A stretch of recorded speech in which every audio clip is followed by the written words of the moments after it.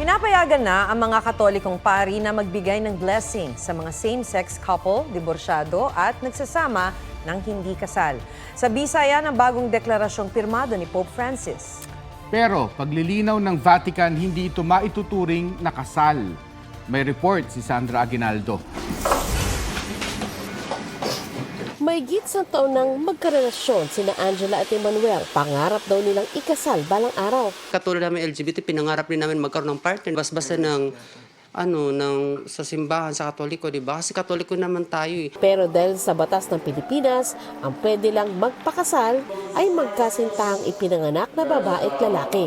Hindi pa yan matutupad. Kaya good news na rin para kay Emmanuel at Angela ang anunsyo ng Vatican. Sa deklarasyong pirmado ni Pope Francis, pinayagan na ang mga pari na magbigay ng blessing sa mga magkarelasyon na parehong kasarian, mag-live-in partner, pati diborsyado. Okay talaga.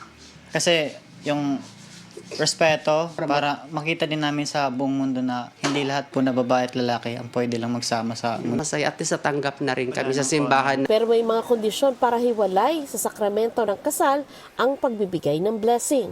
Dapat daw iwasang magbuka itong seremonya ng kasal at hindi rin dapat itaon sa civil union. So yung blessing could be given the way any blessing is given normally, di ba? Pag meron ka na kasalubong na pare, o bumibisita ka sa isang shrine, o nagpipilgrimage kayo, humihingi ka ng blessing, kasi baka ma-misunderstood nga ng tao na, yung blessing na binibigay ng pare, parang binibless na niya yung same-sex union. Hindi yun ang sinasabi ng sinamba.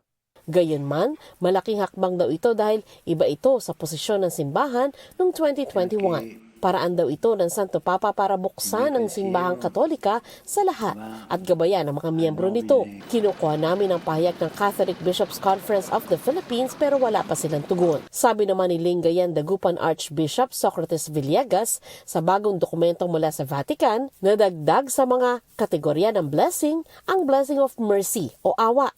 Kapag daw ipinagdasal ng pari ang mga couple na nasa aniyay irregular na sitwasyon, hinihiling niya sa Diyos na kawaan ang mga ito at bigyan ng grasyang magbago.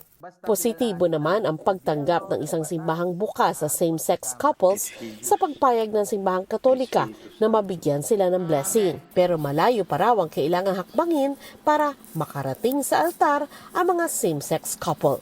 Siguro it's a good thing, good language, a different approach, but kulang.